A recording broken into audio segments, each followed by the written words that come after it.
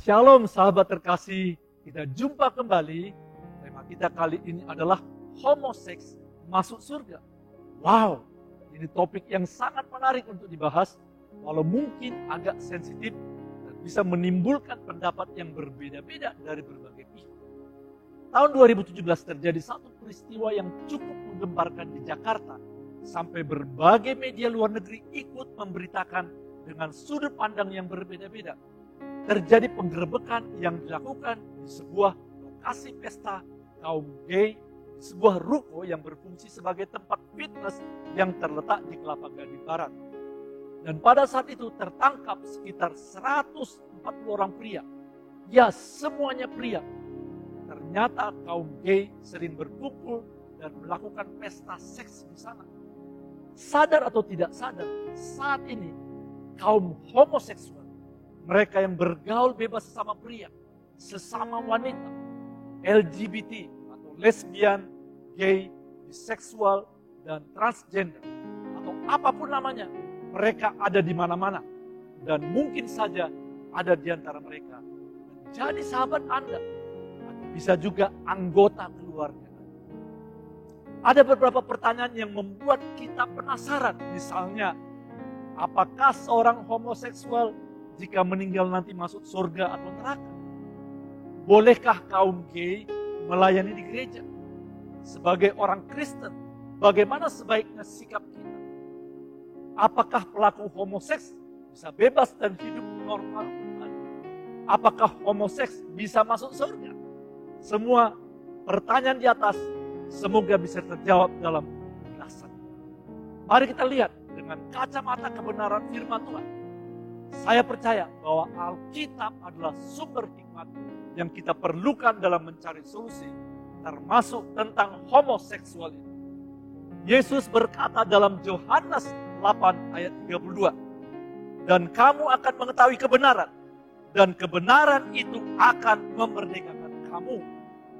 Kebenaran di sini artinya adalah pengertian kita tentang firman Allah yang disingkapkan oleh Roh Kudus. Ternyata homoseksual dan keinginan untuk memuaskan nafsu seks sesama pria sudah ada ribuan tahun yang lalu, yaitu sejak zaman Lot. Bahkan asal kata sodomi ada hubungannya dengan nama kota Sodom dan Gomora, di mana Allah memusnahkan kota tersebut karena orang-orang di sana berbuat dosa dan mendukakan hati Allah. Dalam Kejadian pasal 19 ayat 4 dan 5 dikatakan demikian. Tetapi sebelum mereka tidur, orang-orang lelaki dari kota Sodom itu, dari yang muda sampai yang tua, bahkan seluruh kota, tidak ada yang terkecuali datang mengepung rumah itu. Mereka berseru kepada Lot, "Di manakah orang-orang yang datang kepadamu malam ini? Bawalah mereka keluar kepada kami, supaya kami pakai." Kalimat "supaya kami pakai" mereka artinya mereka ingin berhubungan seks dengan laki-laki tersebut.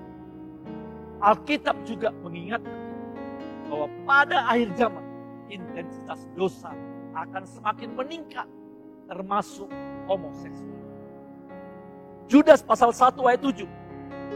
Sama seperti Sodom dan Gomora dan kota-kota sekitarnya, yang dengan cara yang sama melakukan percabulan dan mengejar kepuasan-kepuasan yang tak wajar, telah menanggung siksaan api kekal sebagai peringatan kepada semua orang. Mari kita amati, ada dua golongan orang dengan sikap ekstrim menilai kaum homoseksual ini. Golongan ekstrim pertama adalah orang yang anti kepada kaum gay dan suka menghakimi dan mengatakan bahwa mereka adalah orang-orang berdosa dan akan masuk neraka. Mereka suka menyalahkan dan menjauhi serta mengutuk kaum homoseks tersebut. Dalam Matius pasal yang ke-7 ayat 1-3. "Jangan kamu menghakimi supaya kamu tidak dihakimi. Karena dengan penghakiman yang kamu pakai untuk menghakimi, kamu akan dihakimi. Dan ukuran yang kamu pakai untuk mengukur akan diukurkan kepadamu. Mengapa engkau melihat selumbar di mata saudaramu, sedangkan balok di dalam matamu tidak engkau ketahui?" Yesus mengajar agar kita jangan menghakimi orang lain. Sebab kita sendiri belum tentu lebih baik daripada mereka. Dengan sikap ekstrim seperti itu, apa yang terjadi? Kaum G tersebut akan semakin mengisolasi diri dan semakin membuat jarak dengan orang-orang yang membenci dan menghakimi mereka. Ada orang tua yang kesal, marah, bahkan mengutuk anaknya yang homoseksual tersebut tanpa mencoba mengerti perasaan dan pergumulan yang sedang mereka hadapi. Dan apa akibatnya?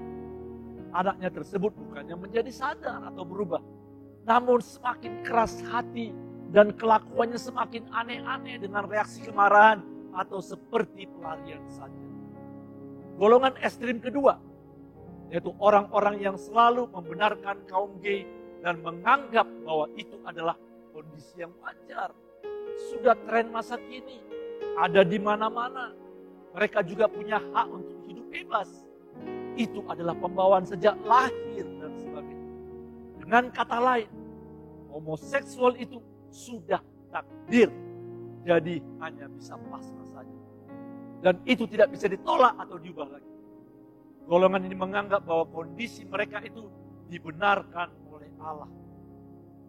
Bukankah Allah itu Maha Kasih, Maha Pengampun? Demikian pengertian mereka. Seperti tertulis dalam Mazmur pasal 51 ayat yang kelima. Sesungguhnya dalam kesalahan aku diperanakan, dalam dosa aku dikandung ibuku. Jadi menjadi homoseksual itu sudah kodrat. Mereka berkata, inilah aku. Memang sudah dari sononya begini. Mau apa lagi? Demikian golongan ekstrim kedua ini. Menganggap bahwa homoseksual itu bukan dosa. Tetapi pembawaan lahir yang harus diterima dan tidak usah dipermasalahkan. Mari kita lihat 1 Korintus pasal 6 ayat 9 sampai 10. Perhatikan saudara. Atau tidak tahukah kamu bahwa orang-orang yang tidak adil tidak akan mendapat bagian dalam kerajaan Allah? Janganlah sesat.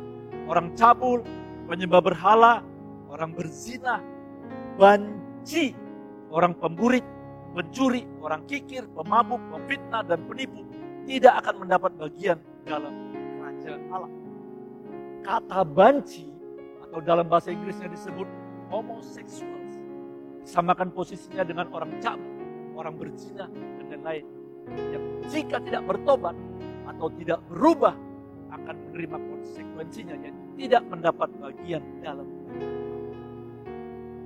Sekarang pertanyaannya adalah, bagaimana sikap yang bijaksana terhadap homoseksual? Yang pertama, mengasihi dan menerima. Sama seperti Tuhan Yesus mengasihi semua orang berdosa.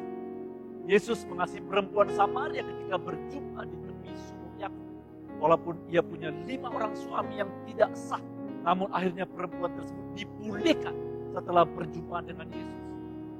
Yang dimaksud dengan mengasihi dan menerima kaum gay adalah menerima mereka sebagai pribadi ciptaan Allah yang perlu diselamatkan, perlu dikasihi, dan perlu dipulihkan.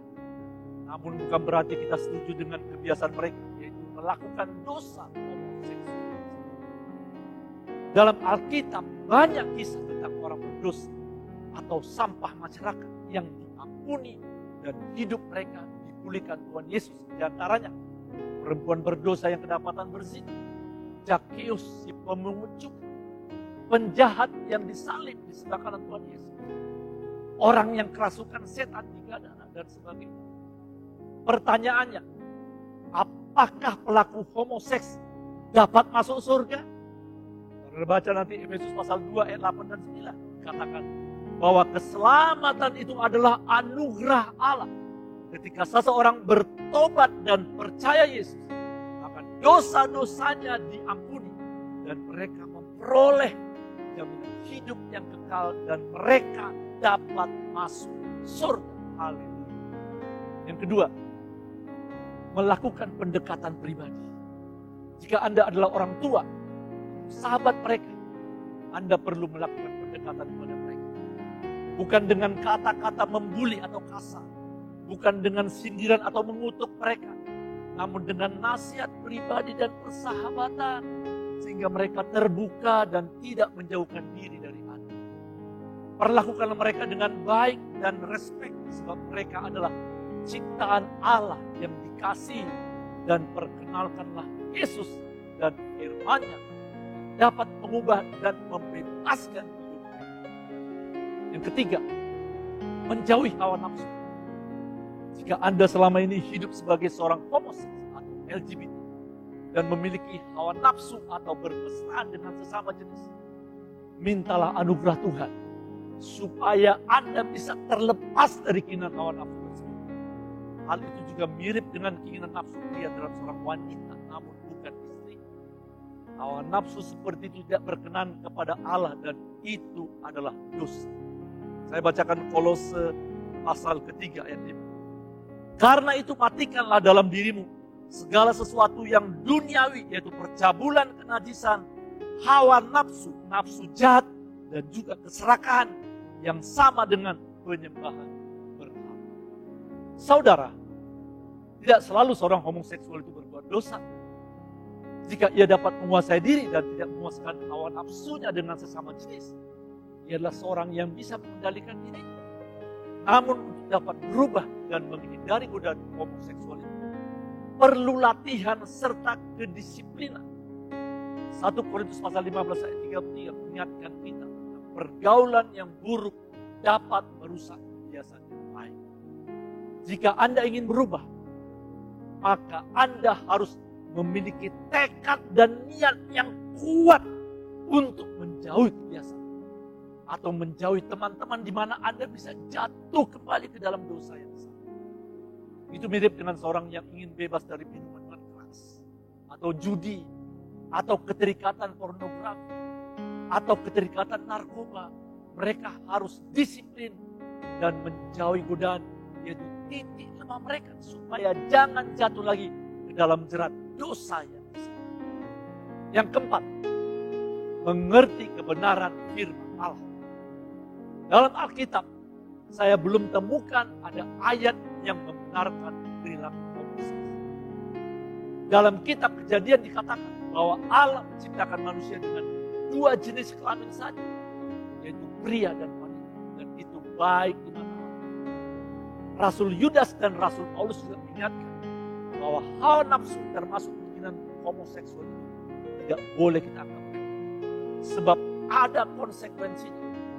Zaman dulu hukum Taurat juga tegas memberikan konsekuensi bagi mereka yang melakukan dosa homoseksual.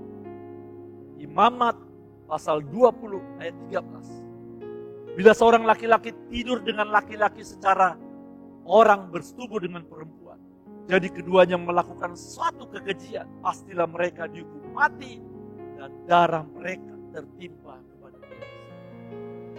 Dalam kitab Imamat 18:22 dan juga Imamat 20 ayat 18 dikatakan bahwa dosa homoseksual adalah dosa kekejian.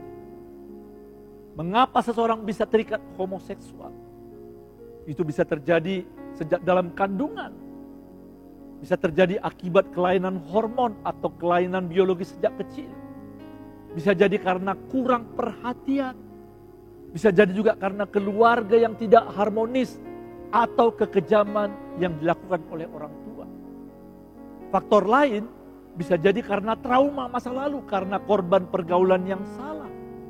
Atau mungkin pernah disodomi atau diajak kencan temannya yang adalah gay dan sebagainya. Apakah seorang homoseks bisa berubah dan bisa dipulihkan supaya nanti mereka dapat membangun rumah tangga yang baik? Saya percaya itu bisa. Kuasa Allah tidak terbatas dan mujizatnya masih ada sampai hari ini. Dan darah Yesus berkuasa untuk mengampuni semua dosa-dosa mereka. Ada banyak kesaksian tentang kaum homo atau gay yang setelah mengalami perjumpaan dengan Yesus dan mengerti kebenaran firman, mereka diubahkan dan akhirnya hidup mereka menjadi berkat lewat talenta yang mereka miliki. Ya, mereka yang dalam Kristus adalah ciptaan baru. Mereka yang dulunya kaum homo, namun yang sudah dipulihkan, tidak lagi hidup dengan hati nurani yang tertuduh. Dan tidak lagi merasa bersalah karena hidup dalam dunia yang saling bertentangan dalam batin mereka. Mengapa? Karena jati diri mereka sudah dipulihkan. Ya, mereka sesungguhnya adalah para pria atau para wanita yang sejati yang diciptakan oleh Tuhan untuk kemuliaannya. Amin. Sampai jumpa di lain waktu. Keep on fire. Be inspired. Tuhan Yesus memberkati.